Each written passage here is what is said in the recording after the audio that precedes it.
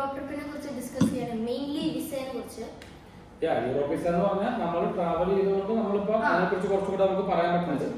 നമ്മുടെ ഒരു അംബീഷൻ ആയിരുന്നു യൂറോപ്പ്. ആദ്യം ആക്ച്വലി US വിസ ആയിരുന്നു കുറെ, പക്ഷെ US വിസ നമുക്ക് കിട്ടി. പക്ഷെ അത് കഴിഞ്ഞപ്പോൾ നമ്മൾ അതിന്റെ ഒരു പ്രാക്ടിക്കാലിറ്റിയും അതിന്റെ ഒരു കോസ്റ്റും എല്ലാം നോക്കിയപ്പം കുറച്ചും കൂടെ വയബിളും കുറച്ചും കൂടെ ഇതായിട്ട് പോകാൻ നമുക്ക് യൂറോപ്പ്.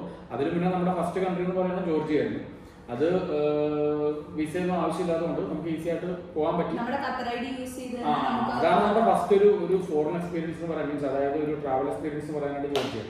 അതിനുശേഷം when it comes to Europe നമ്മൾ കഴിഞ്ഞ ഡിസംബറിൽ ഇതുപോലെ തന്നെ നമ്മൾ പ്ലാൻ ചെയ്തു, ഈ പറഞ്ഞ പോലെ നടന്നില്ല. അതിനുശേഷം ഇപ്പം നമ്മൾ US വിസ കിട്ടി. US വിസ കിട്ടിയപ്പോൾ കുറച്ചുകൂടെ ഒരു കോൺഫിഡൻസ് ആയി.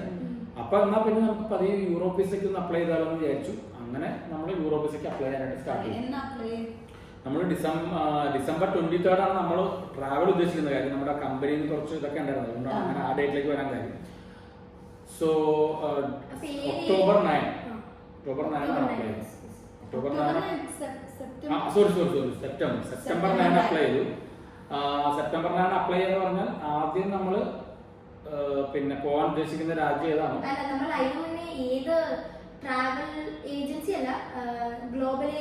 ഓക്കെ നമ്മുടെ ട്രാവൽ ഏജൻസിയൊന്നും നമ്മൾ എടുത്തിട്ടില്ല. ട്രാവൽ ഏജൻസി വഴി അല്ല അപ്ലൈ ചെയ്തത്, നമ്മൾ തന്നെ അപ്ലൈ ചെയ്തു. സോ ട്രാവൽ ഏജൻസി എടുക്കാൻ നമുക്ക് മോണിറ്ററി ബെനിഫിറ്റ് ഉണ്ട്. ഫസ്റ്റ് ഓഫ് ഓൾ അവര് പെർ ഹെഡ് 350 റിയാൽ ചാർജ് ചെയ്യുന്നുണ്ട്. ഇൻക്ലൂഡിംഗ് ഇൻഷുറൻസ് ആണ് അവർ ചാർജ് ചെയ്യുന്നത്. നമുക്ക് ഇൻക്ലൂഡിംഗ് ഇൻഷുറൻസ് നമ്മൾ തന്നെ അപ്ലൈ ചെയ്യുവാണെങ്കിൽ നമുക്ക് കോസ്റ്റ് വരുന്നത് ഒരു 150 റിയാലൊക്കെ വരുള്ളൂ. അപ്പം അപ്പോയിന്റ്മെന്റ് എടുക്കാനുള്ള ഫീസും പിന്നെ ബാക്കി വെച്ചിട്ടുള്ള ഇൻഷുറൻസ് കോസ്റ്റ് വരുള്ളൂ. അപ്പൊ നമ്മുടെ ഫാമിലി മെമ്പേഴ്സ് കൂടുന്നുണ്ടെങ്കിൽ അതനുസരിച്ചുള്ള ബെനിഫിറ്റ് കിട്ടും. നമ്മൾ ഇൻഡിവിജ്വൽ ആയിട്ട് നമ്മൾ തന്നെ അപ്ലൈ ചെയ്യുകയാണെങ്കിൽ. സോ പിന്നെ തന്നെ അപ്ലൈ നമ്മളിപ്പോ തന്നെ അപ്ലൈ ചെയ്യുന്നു. പിന്നെ കൂടുതലും കാര്യം ഇവരെ ഡിപ്പെൻഡ് ചെയ്യുന്നുണ്ട്. അപ്പൊ എന്താണെന്ന് വെച്ച് കഴിഞ്ഞാൽ കുറെ കാര്യങ്ങൾ അവര് തന്നെ കുറെ ഡോക്യുമെന്റ്സ് പ്രിപ്പയർ ചെയ്യും. ഫോർ എക്സാമ്പിൾ പിന്നെ ഹോട്ടൽ ബുക്കിംഗ്സ്, ടിക്കറ്റ്, ഈ പറഞ്ഞ ഇൻഷുറൻസ് അല്ല. അപ്പൊ നമുക്ക് അതിന്റെ കുറെ നടക്കണ്ട. പക്ഷെ നമുക്ക് ചെറുതായിട്ടൊന്ന് മെനക്കെടാമെങ്കിൽ നമുക്ക് കുറച്ച് നല്ല ബെനിഫിറ്റ് ഉണ്ട്. അത് മാത്രമല്ല നമ്മുടെ ട്രിപ്പിനെ കുറിച്ച് നമ്മൾ നല്ല രീതിയിൽ ബോധോടെ. പിന്നെ ഇത് US നമ്മൾ US വിസയ്ക്ക് അപ്ലൈ ചെയ്യുമ്പോൾ നമ്മൾ US എംബസിയിൽ ഡയറക്റ്റ് ആണ് നമ്മൾ അപ്ലൈ ചെയ്യുന്നത്, ഇന്റർവ്യൂവിന് പോകും. ഇവിടെ അങ്ങനെ ഓരോ രാജ്യത്തിനും പോയി ആ രാജ്യത്തെ എംബസിയിലേക്ക് നമ്മൾ പോകാനുള്ള ഒരു ഇതൊന്നുമില്ല. ഇതിന്റെ സിസ്റ്റം എങ്ങനെയാണെന്ന് വെച്ച് കഴിഞ്ഞാൽ ഷെങ്കൻ വിസ 2 മീൻസ് മീഡിയേറ്ററി ആണുള്ളത്. അതായത് ഒന്ന് VFS ഗ്ലോബലും പിന്നെ ഒന്ന് തോമസ് കുക്ക്. ഈ രണ്ടിൽ കൂടുതലും VFS ഗ്ലോബലാണ് ഞാൻ കേട്ടേക്കുന്നത്, മിക്കവാറും GCC. അപ്പൊ നമ്മൾ എന്താണെന്ന് വെച്ചാൽ നമ്മൾ ഈ VFS ഗ്ലോബലിന്റെ സൈറ്റ് ഓപ്പൺ ആക്കിയിട്ട് നമ്മൾ എന്ത് ചെയ്യുക, ആപ്ലിക്കേഷൻ ഏത് കൺട്രിയാണ് അത് നമ്മൾ തീരുമാനത്തിൽ എത്തിയിട്ടുണ്ടാകും. നമ്മുടെ ഒരു ഐറ്റിനറി നമുക്ക് ഉണ്ടാവുമല്ലോ. നമ്മൾ എങ്ങനെയായിരിക്കും നമ്മുടെ ട്രിപ്പ് എന്നുള്ളത് നമുക്ക് ഉണ്ടാവും. അതനുസരിച്ചുള്ള രാജ്യത്തെ വിസ ആദ്യം ചൂസ് ചെയ്യുക. അവിടെ ആയിരിക്കും നമ്മൾ മിക്കവാറും ലാൻഡ് ചെയ്യുന്നത്. സോ നമ്മളെ കേസിൽ നമ്മൾ നെതർലാൻഡ് ചൂസ് ചെയ്തു. നെതർലാൻഡിന്റെ സൈറ്റിൽ മീൻസ് VFSന്റെ തന്നെ അതിൻ്റെ ഉള്ളിൽ തന്നെ നെതർലാൻഡിൽ പ്രത്യേക സൈറ്റ് ഉണ്ട്. അതിന്റെ അകത്ത് നമ്മൾ അക്കൗണ്ട് ക്രിയേറ്റ് ചെയ്യുക. കൺട്രി ചൂസ് ചെയ്ത് നെതർലാൻഡ് അക്കൗണ്ട് ചൂസ് ചെയ്യുക. മീൻസ് അക്കൗണ്ട് മീൻസ് ക്രിയേറ്റ് ചെയ്യുക. ക്രിയേറ്റ് ചെയ്തിട്ട് നമ്മൾ ആദ്യ സ്റ്റെപ്പ് എന്ന് പറയുന്നത് ഇന്റർവ്യൂ ഡേറ്റ് എടുക്കുക. Next application process. അപ്പൊ നമുക്ക് ആ ദിവസം തന്നെ വേണം ചെയ്യാം, ഫുള്ള് ഫില്ല് ചെയ്യാം. അല്ലെങ്കിൽ പിറ്റേ ദിവസവും അതിന് 2 to 3 days വളരെ ശ്രദ്ധിച്ച് ചെയ്യുക. അപ്പൊ അവിടെ കുറെ കാര്യങ്ങൾ ചോദിക്കും. ചിലപ്പോൾ നിങ്ങൾ ഏത് വിസ ഉദ്ദേശിക്കുന്നത് ഷോർട്ട് ടൈം ഷെങ്കൻ വിസയാണോ? അപ്പൊ ഷോർട്ട് ടൈം ഷെങ്കൻ വിസ തന്നെയാണ് മോസ്റ്റ് കേസിൽ short time tourist visa short time tourist Schengen visa എന്നാണ് അതിന് പറയുക. പിന്നെ ലോങ് ടൈം വരുന്നത് ഫസ്റ്റ് പോയി സെക്കൻഡ് പോയി തേർഡിനൊക്കെ നമുക്ക് വേണമെങ്കിൽ ലോങ് ടൈം അപ്ലൈ ചെയ്യാം. അന്നേരം മൾട്ടിപ്പിൾ ഇതൊക്കെ വരും. അപ്പോൾ പിന്നെ ഏതാണ് മെയിൻ ഡോക്യുമെന്റ്സ് നമ്മൾ ഇതിനു വേണ്ടി അപ്ലൈ ചെയ്യുന്നത്? ഡോക്യുമെന്റ്സ് കുറെ സെറ്റ് ഓഫ് ഡോക്യുമെന്റ്സ് ഉണ്ട്. അതിലേക്ക് നമുക്ക് 1 by 1 ആയിട്ട് വരാം. ആദ്യം നമ്മൾ ഡോക്യുമെന്റ്സ് എല്ലാം VFS ന്ന് അപ്പോയിന്റ്മെന്റ് എടുക്കുക. അപ്പോയിന്റ്മെന്റ് ഡേറ്റ് എടുത്തതിന് ശേഷം ആപ്ലിക്കേഷൻ ഫോം ഫില്ല് ചെയ്യുക. അത് കഴിഞ്ഞിട്ടാണ് നമ്മൾ ഡോക്യുമെന്റ്സ് സെലക്ട് ചെയ്യുക. ഡോക്യുമെന്റ്സ് എല്ലാം റെഡിയാക്കാൻ. Passport first main document. ഈ ആപ്ലിക്കേഷൻ പ്രോസസ് പറയുമ്പോൾ തന്നെ ആപ്ലിക്കേഷൻ കുറച്ച് ടൈം ഉണ്ട്. കുറച്ച് ഇതെടുത്ത് പ്രിന്റ് ചെയ്യേണ്ടതാണ്. അത് ഓരോരുത്തർക്കും ഫില്ല് ചെയ്യണം. ഓരോരുത്തർക്കും ഫില്ല് ചെയ്യണം. അപ്പം നമ്മുടെ കേസിൽ ഫാമിലി ആകുമ്പോൾ നമുക്ക് ആഡ് ചെയ്യാനുള്ള ഓപ്ഷൻസ് ഉണ്ട്. മെമ്പേഴ്സിന് നമുക്ക് എന്ത് ചെയ്യാം, ഞാനാണ് മെയിൻ ആപ്ലിക്കന്റ്, എന്റെ ഇതിൽ ഇവർ രണ്ടുപേരും നിങ്ങളുടെ രണ്ടുപേരും ആഡ് ചെയ്യാനുള്ള ഓപ്ഷൻസ് ഉണ്ട്. അപ്പൊ രണ്ടുപേർക്ക് ഒരേ ഡേറ്റ് തന്നെ നമുക്ക് വരികയും ചെയ്യും. പക്ഷെ 3 പേർക്ക് പിന്നെ 3 ആപ്ലിക്കേഷൻ സബ്മിറ്റ് ചെയ്യാം. അതുപോലെ തന്നെ ബിലോ 12 ഇയേഴ്സ് ആണ് 11 ഇയേഴ്സിന് അവിടെ ഇന്റർവ്യൂവിന് വരേണ്ട കാര്യമില്ല. അവരുടെ ഒരു ഫോട്ടോ മാത്രം കൊണ്ടുവന്നാമെന്നാണ് നമ്മളോട് പറഞ്ഞത്. പക്ഷെ നമ്മുടെ ഉൾപ്പെടെ ഫോട്ടോ ചോദിച്ചു എന്ന് തോന്നുന്നു അല്ലെ? ഫോട്ടോ നമ്മുടെ ഫോട്ടോ എടുക്കുക ചെയ്തത്. നമ്മുടെ ഫോട്ടോ എടുത്തു, ഇതിന്റെ ഫോട്ടോ ഫോട്ടോ മേടിക്കുക. അപ്പൊ ഈ കാര്യങ്ങളാണ് അവിടെ ഉള്ളത്. ഫോട്ടോയുടെ സ്പെസിഫിക്കേഷൻസ് ഒക്കെ നമ്മൾ അതാത് സൈറ്റിൽ പോയി കഴിഞ്ഞാൽ കിട്ടും. അതായത് ഇപ്പൊ നമ്മുടെ കേസ് നെതർലാൻഡ്, ഫ്രാൻസിൽ കുറച്ച് വ്യത്യാസമുണ്ടാവും. അങ്ങനെയാണ് വരിക. നെക്സ്റ്റ് എന്ന് പറയുന്നത് ഈ പറഞ്ഞ ഡോക്യുമെന്റ്സ് അല്ലെ? ഡോക്യുമെന്റ്സ് പാസ്പോർട്ടിന് എല്ലാവരും പറയുന്ന പോലെ തന്നെ മിനിമം 6 months, എല്ലാവർക്കും ഒരു 1 year ഉണ്ടാവുന്നതാണ് ബെറ്റർ. പിന്നെ ഇവിടുത്തെ കേസിൽ നമ്മുടെ നാട്ടിലെ ആധാർ പോലെ വേണം നമ്മുടെ ഇവിടുത്തെ ഖത്തർ ID, നമ്മൾ വർക്ക് ചെയ്യുന്നത് കാണിക്കുന്ന, അത് നമ്മൾ റെസിഡന്റ് ആണെന്ന് കാണിക്കുന്ന ഡോക്യുമെന്റ്. അതിന് മിനിമം ഒരു 8 months, മോർ ദാൻ 6 months ഉണ്ടായിരിക്കണം. അപ്രോക്സിമേറ്റ്ലി ഒരു എബോവ് 9 months 10 months ഒക്കെ ഉണ്ടെങ്കിൽ വളരെ നല്ലതാണ്. 1 year ആണെങ്കിൽ വളരെ നല്ല കാര്യം. എന്താണെന്ന് വെച്ച് കഴിഞ്ഞാൽ അപ്പൊ അവർക്ക് അതനുസരിച്ചുള്ളൊരു കോൺഫിഡൻസ് ഉണ്ടാവും, ട്രസ്റ്റ് ഉണ്ടാവും. പിന്നെ നെക്സ്റ്റ് വരുന്ന ഡോക്യുമെന്റ് എന്ന് പറയുന്നത് ഇൻഷുറൻസ്. ഈ ട്രാവൽ ഇൻഷുറൻസ് നമ്മൾ എടുക്കുമ്പോൾ കൊടുക്കൂലേ? അപ്പോൾ കമ്പൽസറി ആണോ അതോ ഓപ്ഷണൽ ആണോ? Compulsory. Travel insurance, international travel insurance compulsory. അതിന്റെ കോസ്റ്റ് നമ്മൾ പറഞ്ഞില്ല, $30,000 യൂറോ എന്തൊക്കെ വേണം, അത് കവർ ചെയ്യണം. അത് പിന്നെ പെർ ഹെഡ്. പിന്നെ നമ്മൾ എത്ര ദിവസമാണ് അതനുസരിച്ച് എന്ത് ചെയ്യും, അതിന്റെ കോസ്റ്റ് പെർ ഹെഡ് വരുന്നത്. മീൻസ് അതിന്റെ ഏതൊക്കെ രാജ്യങ്ങളാണ് നമ്മൾ പോകണമെന്നുള്ളത്. കാരണം ഇതൊന്നും ചിലത് കവർ ചെയ്യില്ല. അതുകൊണ്ട് അത് നന്നായിട്ട് കമ്മ്യൂണിക്കേറ്റ് ചെയ്യണം. പിന്നെ ഈ പറഞ്ഞ പോലെ ticket up and down ticket വേണം. അത് ഡമ്മി ടിക്കറ്റ് ആണ് മോസ്റ്റ് കേസിൽ. ഡമ്മി ടിക്കറ്റ് നമ്മുടെ കേസിൽ ഇപ്പോൾ ഒരു ട്രാവൽ ഏജൻസിയായിട്ട് നമുക്ക് ഒരു ഇതുണ്ടായിരുന്നുണ്ട്, അവർ നമുക്ക് ഒരു ഡമ്മി ടിക്കറ്റ് തന്നു. പിന്നെ ഹോട്ടൽ ബുക്കിംഗ്സ്, അപ്പൊ നമുക്ക് ജെന്യൂൻ ആയിട്ടുള്ള ഒറിജിനൽ ഹോട്ടൽ ബുക്കിംഗ്സ് തന്നെയാണ്.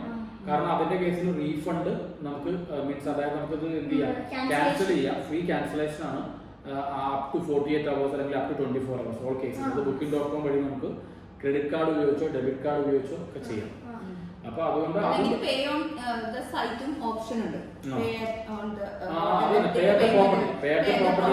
എല്ലാത്തിലും ഉള്ളത്. സോ അത് നമുക്ക് തന്നെ ചെയ്യാം. അപ്പൊ ഇതിന്റെ പ്രിന്റ് ഔട്ട് എടുക്കുക. അത് ഓരോന്നും ഓരോ ആപ്ലിക്കേഷൻ ആയിരിക്കണം. മീൻസ് അതായത് ഓരോ ഫോൾഡർ ആയിരിക്കണം. നമ്മൾ ടിക്കറ്റ് എടുത്തു കഴിഞ്ഞാൽ ടിക്കറ്റ് 3 സെറ്റ് എടുക്കണം. മീൻസ് ഓരോ എത്ര പേര് പോകുന്നുണ്ട് അവർക്കെല്ലാം ഓരോരോ ഫോൾഡർ കീപ്പ് ചെയ്യണം. അത് ഓരോരുത്തർക്കും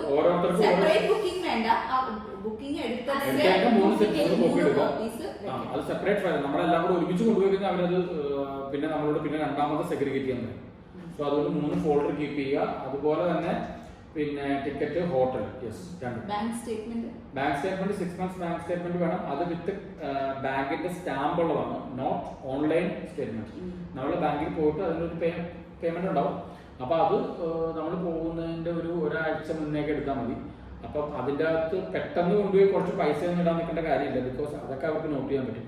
അതിനേക്കാൾ നല്ലത് പിന്നെ നമ്മുടെ സാലറി വരുന്നുണ്ടോ എന്ന് നോക്കുക. നമ്മൾ പ്ലാൻ ചെയ്യുന്നുണ്ടെങ്കിൽ കുറച്ച് നാൾ മുന്നേ തന്നെ ഈ സാലറിയും പല ഇൻകങ്ങളും ഒക്കെ അവിടെ വരുന്നതായിട്ട് കാണിക്കും.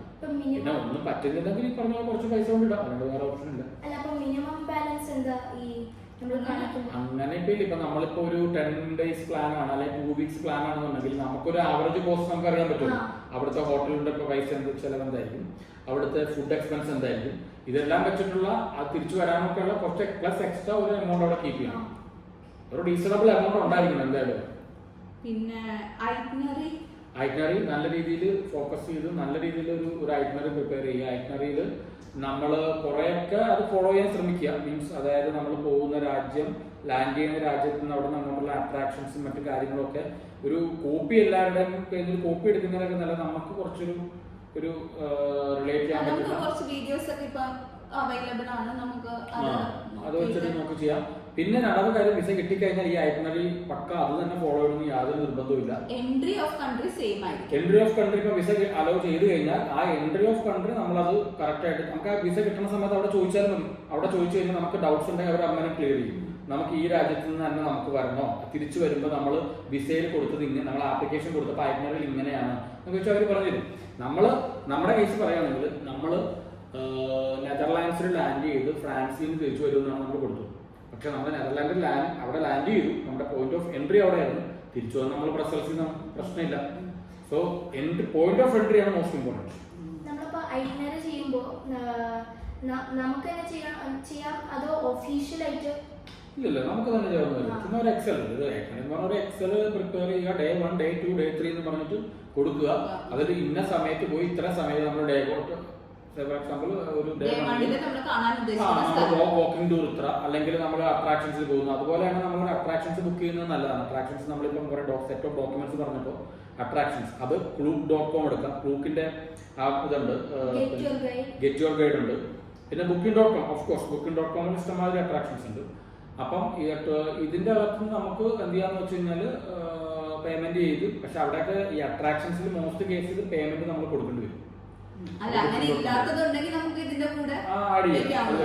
നമ്മുടെ കേസിൽ നമ്മൾ അട്രാക്ഷൻസ് ഒക്കെ നമ്മൾ പ്രിന്റ് ചെയ്ത് വെച്ചിട്ടുണ്ടായിരുന്നു. പിന്നെ ഈ ട്രെയിൻ ടിക്കറ്റ്സ് ഒക്കെ ഇതിൽ ഇൻക്ലൂഡ് ചെയ്യണം? ട്രെയിൻ ടിക്കറ്റ് ഇൻക്ലൂഡ് ചെയ്യണമെന്ന് നിർബന്ധമില്ല. അത് നമുക്ക് പിന്നീട് വിസ കിട്ടിക്കഴിഞ്ഞ് ചെയ്യേണ്ട കാര്യമുള്ളൂ. കാരണം അവിടെ ചെന്നിട്ടുള്ള ട്രാൻസ്പോർട്ടേഷൻ അവർ ഉദ്ദേശിക്കുന്നത്, നമ്മൾ ഉദ്ദേശിക്കുന്നത്.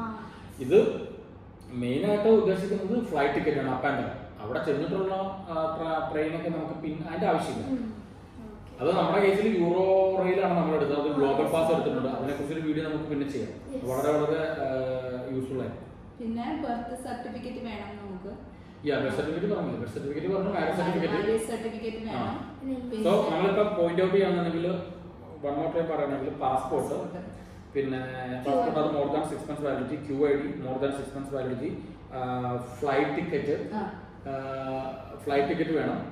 പിന്നെ അതുപോലെ തന്നെ ഒരു ഡമ്മി ടിക്കറ്റ് ആയിക്കോട്ടെ. പിന്നെ hotel bookings, attractions, insurance, marriage certificate, birth certificate, പിന്നെ സ്കൂളിൽ നിന്നുള്ള സർട്ടിഫിക്കറ്റ് എന്ന് പറഞ്ഞാൽ പഠിക്കുന്ന കുട്ടിയാണെന്നുണ്ടെങ്കിൽ മീൻസ് ഒരു സർട്ടിഫിക്കറ്റ് അത് നമ്മൾ പോകുന്നതിന് തൊട്ട് മുന്നേ എടുക്കുന്നതായിരിക്കും നല്ലത്. വർക്ക് ചെയ്യുന്നവരാണെങ്കിൽ NOC, എംപ്ലോയർ എന്നുള്ള NOC എടുക്കുക. അതും ഈ പറഞ്ഞ പോലെ നമ്മുടെ ഇന്റർവ്യൂ എന്നാണോ അവിടെ സബ്മിറ്റ് ചെയ്യേണ്ടത് അതിനൊരു 2-3 ദിവസം മുന്നേ എടുക്കുന്നതായിരിക്കും നല്ലത്. പ്രൂഫ് ഓഫ് റെസിഡൻസി വേണം. പ്രൂഫ് ഓഫ് റെസിഡൻസി അത് ഈ പറഞ്ഞ നമ്മുടെ നാട്ടിൽ ഇപ്പം അതിന് ആധാരൊക്കെ തന്നെ ഉള്ളൂ. ഇവിടെ ഇപ്പൊ അങ്ങനെ ഒരു എക്സ്ട്രാ ഒരു ഇത് കൂടെ ഉണ്ട്, നാഷണൽ സർട്ടിഫിക്കറ്റ് എന്ന് പറഞ്ഞാൽ. അത് നമുക്ക് ഡൗൺലോഡ് ചെയ്തിട്ട് അതും ചെയ്യുക. പിന്നെ ഈ പറഞ്ഞ വിസ, പ്രീവിയസ് വിസ കോപ്പീസ്. ഇപ്പൊ നമ്മുടെ കേസിൽ നമുക്ക് US വിസ ഉണ്ട്, അതിന്റെ കോപ്പി വെക്കാം.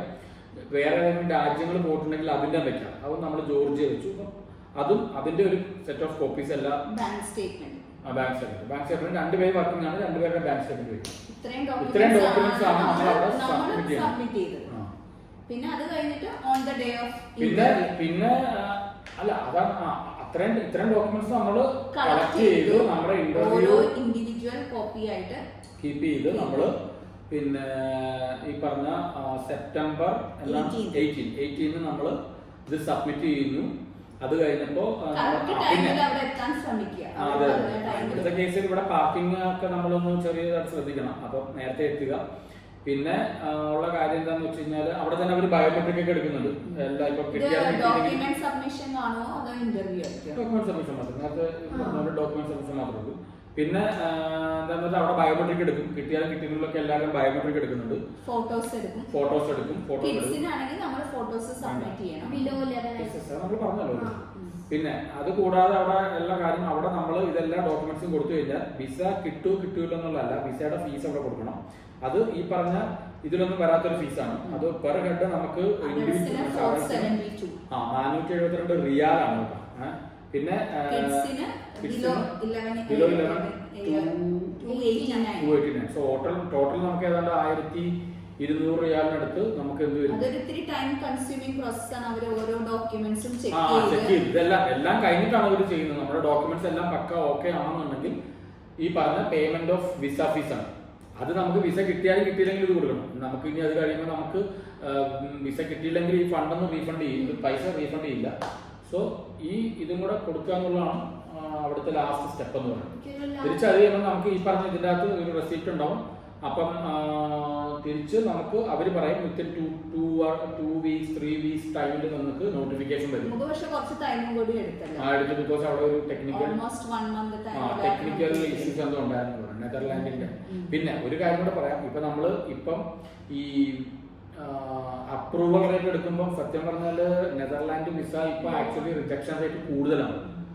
നെതർലാൻഡിന്റെ വിസ അപ്പം നമുക്ക് കിട്ടി, താങ്ക് ഗോഡ്. സോ നമ്മൾ കുറെ വിസ എടുക്കുമ്പോൾ അവര് ഈവൻ അവിടെ UK എന്ന് വരുന്നവരെ പോലും അവർ എന്റർടൈൻ ചെയ്യുന്നില്ലെന്ന് പറഞ്ഞ കാര്യം അവിടെ പൊല്യൂഷൻ മറ്റു കാര്യങ്ങളൊക്കെ ഉള്ളതുകൊണ്ട്. അപ്പൊ ചില കൺട്രീസ് ഒക്കെ നമ്മൾ സെലക്ട് ചെയ്യുമ്പോൾ അത് ശ്രദ്ധിക്കണം. ചില കൺട്രീസിൽ അവര് point of means approval rejection rate കൂടാൻ ചാൻസ് ഉള്ള ചില കൺട്രീസ് ഉണ്ട്. അപ്പൊ അതൊക്കെ ഒഴിവാക്കാൻ പറ്റുവാണെങ്കിൽ നല്ലതാണ്. പിന്നെ നെക്സ്റ്റ് ടൈം ഇപ്പൊ നമുക്ക് വിസ ഓക്കെ നമ്മളിപ്പോ ഇവിടെ വരെ നിൽക്കാന്ന് വെച്ചു. അല്ല ലാസ്റ്റ് അല്ല, അതിനെ കുറച്ച് കാര്യങ്ങളില്ലേ പറയാൻ. അതായത് ഇപ്പൊ ഇനി ഇതിന്റെ കേസിൽ ഇപ്പൊ ഈ വിസ ഇപ്പൊ നമുക്ക് അലോട്ട് ചെയ്തല്ലോ, സോറി വിസ അലോട്ട് ചെയ്യാൻ നമ്മളിതെല്ലാം കൊടുത്തു. തിരിച്ച് അത് കഴിഞ്ഞിട്ട് നമുക്ക് കിട്ടുന്ന ഒക്ടോബർ 15 നമുക്ക് മെയിൽ വരുവാണ് ചെയ്യുന്നത്. നിങ്ങളുടെ passports are ready for collection. അത്രേ ഉള്ളൂ. വിസ കിട്ടിയെന്ന് പറയുന്നില്ല. നമ്മളവിടെ ചെല്ലുന്നു, നമുക്ക് റിജക്ഷൻ ഉണ്ടെങ്കിൽ അതിൻ്റെ ഉള്ളിൽ ലെറ്റർ ഉണ്ടാവും. എല്ലാവർക്കും ഈച്ച് പേഴ്സൺ ഒരു കവറാണ്. ആ കവറിന് എൻവലപ്പിന്റെ ഉള്ളിലൊരു ലെറ്റർ ഉണ്ടെങ്കിൽ ലെറ്ററിന്റെ അർത്ഥം means your visa has been cancel, I mean has not been approved എന്ന രീതിയിലാണ്. റീസൺ എന്തെങ്കിലും പറയുന്നുണ്ടാവും. നിങ്ങൾക്ക് ഐഡിയുടെ വാലിഡിറ്റി ഇത്രയില്ല അല്ലെങ്കിൽ അങ്ങനെ എന്തെങ്കിലും ചിലപ്പോൾ ഒരു കാരണം പറഞ്ഞിട്ടുണ്ടാവും. നമ്മുടെ കേസിൽ ഇതുണ്ടായിരുന്നില്ല. അപ്പം നമുക്ക് പാസ്പോർട്ടായിരുന്നു, പാസ്പോർട്ടിനുള്ളിൽ സ്റ്റാമ്പ് ചെയ്തിട്ടുണ്ടായിരുന്നു. വിസ ഓൾമോസ്റ്റ് 2 months വിസ നമുക്ക് കിട്ടി. അത് സിംഗിൾ എൻട്രി ആണ്, not multiple entry. Multiple entry വരുന്നത് 2-3 പ്രാവശ്യം ട്രാവൽ ചെയ്ത് സെയിം ഡെസ്റ്റിനേഷൻ തന്നെ സെയിം കൺട്രി തന്നെ ട്രാവൽ ചെയ്ത് കഴിയുമ്പോഴത്തേക്കും നമുക്ക് എന്ത് ചെയ്യാം, മൾട്ടിപ്പിൾ എൻട്രിക്കും ലോങ്ങർ വിസയ്ക്കും അപ്ലൈ ചെയ്യാം. ഇന്ത്യൻസിന് ഇപ്പൊ പുതിയ എന്താന്ന് വെച്ച് കഴിഞ്ഞാല് അതെ വിത്തിൻ 2 years ടൈമിൽ ഒരു 2 times മോർ ദാൻ 2 times നമ്മൾ ട്രാവൽ ചെയ്യുവാണെന്നുണ്ടെങ്കിൽ തേർഡ് ടൈം നമുക്ക് ഫോർ 5 years നമുക്ക് വിസയ്ക്ക് അപ്ലൈ ചെയ്യാം. ഓൺലി ഇന്ത്യൻ ഇന്ത്യൻസിനാണ് ഇപ്പം ഒരു ഇത് വന്നേക്കുന്നത്. മറ്റുള്ളവർക്ക് ഉണ്ടോന്ന് അറിയില്ല, ഇന്ത്യക്കാർക്ക് എന്തായാലും ഇപ്പൊ ഇത് വന്നിട്ടുണ്ട്. സോ നെക്സ്റ്റ് പിന്നെ ഇത് നമുക്ക് ഇത് കിട്ടിക്കഴിഞ്ഞാൽ ഇപ്പം അവിടെ റീസൺ കൂടെ പറയണം. നമുക്ക് മറ്റേ ഇപ്പം ഫ്രീക്വന്റ് ആയിട്ട് പോകാനുള്ള കാരണം കൂടെ വേണം, അവിടെ ചുമ്മാ കിട്ടുന്നില്ല. സോ നമുക്ക് വിസ കിട്ടി. വിസയിൽ 2 months വിസ ഉണ്ടായിരുന്നു. 2 months വിസ ഉണ്ടായിരുന്നു. നമുക്ക് സിംഗിൾ എൻട്രി ഉദ്ദേശിക്കുന്നത് അവിടെ ചെന്നിട്ട് പിന്നെ നമ്മൾ പല രാജ്യങ്ങളിൽ പോകുന്നതുകൊണ്ടൊന്നും പ്രശ്നമില്ല. യൂറോപ്പിലേക്ക് എൻട്രി ചെയ്ത് യൂറോപ്പിൽ നിന്ന് എക്സിറ്റ് ചെയ്ത് വേറെ GCCയിലേക്കോ അല്ലെങ്കിൽ നമ്മുടെ ഇന്ത്യയിലേക്കോ പോയാൽ പിന്നെ തിരിച്ചു പോകാൻ പറ്റും. അതാണ് സിംഗിൾ എൻട്രി മൾട്ടിപ്പിൾ എൻട്രി നമ്മൾ ഉദ്ദേശിക്കുന്നത്.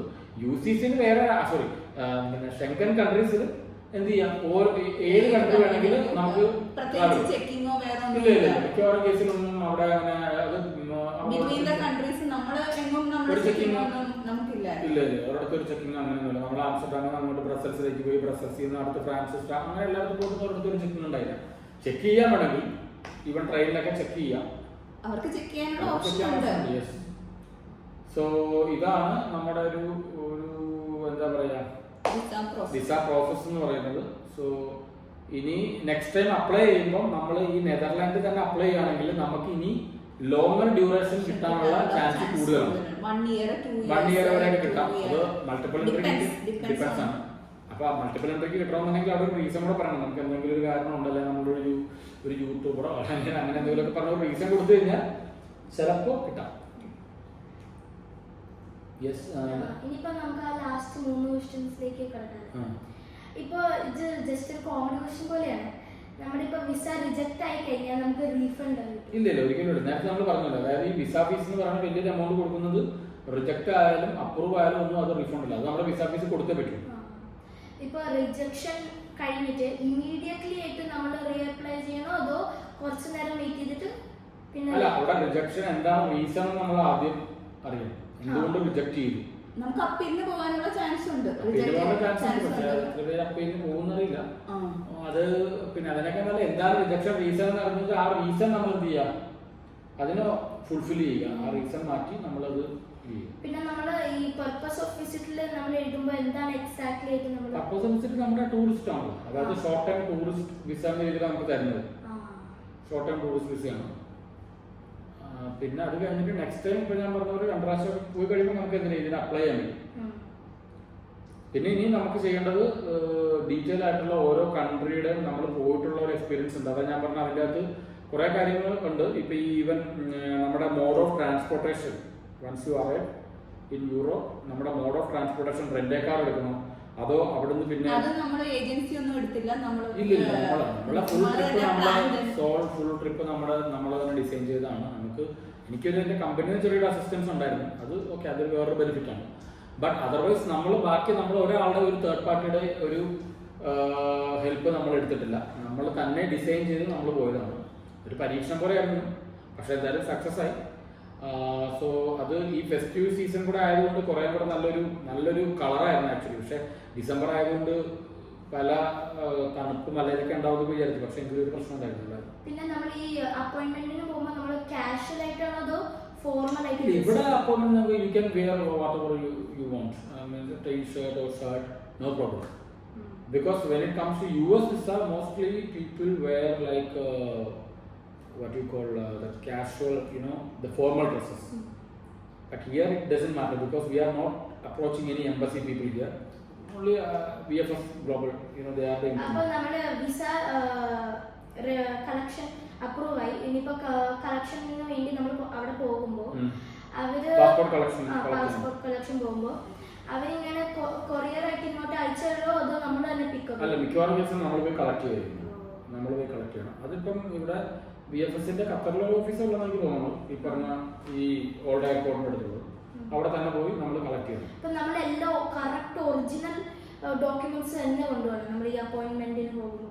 ഇല്ല, അപ്പോയിന്റ്മെന്റ് പോകുമ്പോൾ നമ്മൾ ഒറിജിനൽ കൊണ്ടുപോകുന്നത് എന്തിനാന്ന് വെച്ച് കഴിഞ്ഞാൽ ഇൻ കേസ് ഒരു കോപ്പി എന്തെങ്കിലും അഡീഷണൽ എടുക്കണമെങ്കിൽ അവർ അവിടെ നിന്ന് എടുത്തു തരും. അതിന് പേയ്മെന്റ് അഡീഷണൽ ചെയ്താൽ മതി. ബാക്കി നമ്മൾ ഓൾമോസ്റ്റ് എല്ലാം നമ്മുടെ ഒരു സെറ്റ് ഓഫ് ഡോക്യുമെന്റ്സ് എല്ലാം കോപ്പി കൊടുക്കുന്നു. ഒറിജിനൽ ഒന്നും കൊടുക്കുന്നില്ല. ഒറിജിനൽ കൊടുക്കുന്ന ആൾക്കാരുടെ പാസ്പോർട്ട് മാത്രമാണ് ഒറിജിനൽ കൊടുക്കുന്നത്. അപ്പോൾ ഈ പറഞ്ഞ 3 ആഴ്ച അവർ ഹോൾഡ് ചെയ്യുന്നുണ്ട്. തന്നെ മാരേജ് സർട്ടിഫിക്കറ്റിന്റെ ഒരു അറ്റസ്റ്റഡ് കോപ്പി നാട്ടിൽ നിന്നുള്ളത് നമ്മൾ വെച്ചിട്ടുണ്ടായിരുന്നു. അത് അവർ റിട്ടേൺ ചെയ്തു. അതെ, അവർക്ക് ഫ്രണ്ട് പേജ് മാത്രം. ഓക്കെ, അപ്പൊ ഇത്രയാണ് ഉള്ളത്.